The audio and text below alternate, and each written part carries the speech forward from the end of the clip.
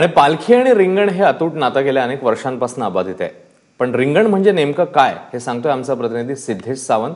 वेगळ्या नजरेतनं टिपलेला हा नयनरम्य सोहळा बघूया.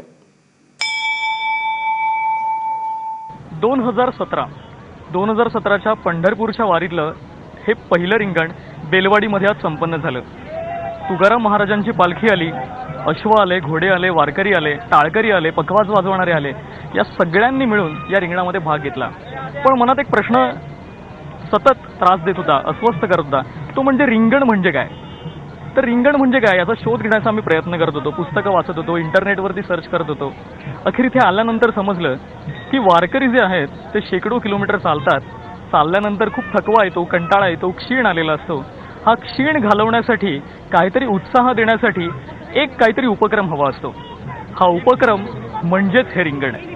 या रिंगणामध्ये वारकरी खेळ खेळतात, धावतात, टाळ वाजवतात, उड्या मारतात. ह्या सगळ्या गोष्टींचा मिलाप म्हणजे रिंगण.